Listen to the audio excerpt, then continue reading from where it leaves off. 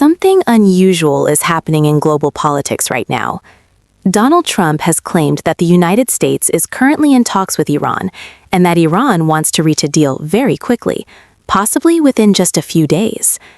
But Iran has responded with a completely different message. They say there are no talks at all, no negotiations, no communication, nothing. So the question is simple: who is telling the truth?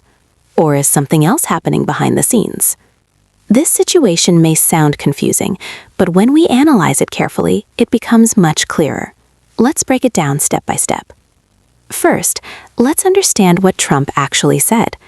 He stated that discussions with Iran are already happening, and he even described them as productive. He also mentioned that military action planned by the United States has been delayed for a few days to allow time for diplomacy. This is a major decision.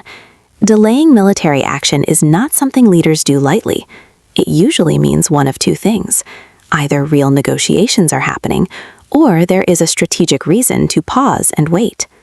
But then comes Iran's response. Iran strongly denied everything.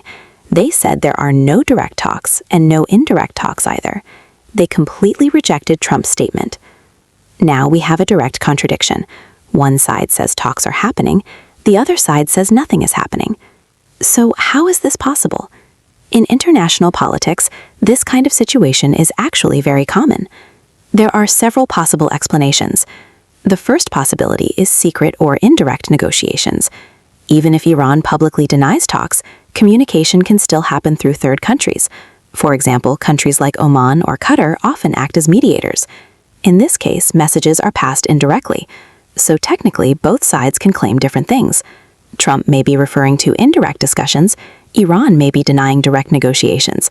Both statements can be true at the same time. The second possibility is strategic communication. In global conflicts, leaders often control the narrative very carefully. Trump may say that Iran wants a deal quickly to create pressure. This can influence public opinion, financial markets, and even political allies.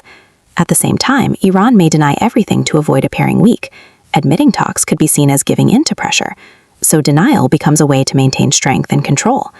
The third possibility is that there are no real negotiations at all. In this case, the statements are part of a larger strategy. Trump may be trying to delay conflict, calm markets, or buy time. Iran, on the other hand, may be maintaining a firm position to avoid escalation. Now let's look at the bigger picture. This is not just about statements.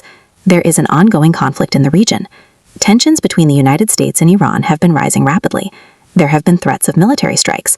Iran has warned of serious retaliation if attacked. This includes possible actions against regional targets and energy infrastructure. One of the most critical areas in this situation is the Strait of Hormuz. This is one of the most important nephrat routes in the world.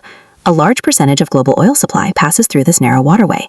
If this route is disrupted, the entire global economy can be affected. That is why even small developments in this conflict create big reactions in global markets. When Trump announced talks, markets reacted positively. Oil prices dropped slightly, stock markets improved. But when Iran denied the talks, uncertainty returned. Prices became unstable again. This shows how sensitive the world is to this situation. Now let's focus on the most important part. What happens next? There are three main possibilities. The first possibility is a diplomatic breakthrough. If indirect talks are real and successful, tensions could decrease. This would stabilize markets and reduce the risk of war. However, this scenario is not very likely in the short term. The second possibility is a delay strategy. This is the most likely scenario. Both sides continue to apply pressure, but avoid immediate escalation. Statements are used strategically, while real actions are carefully controlled. The third possibility is full escalation. This is the most dangerous outcome. If negotiations fail completely, military action could begin.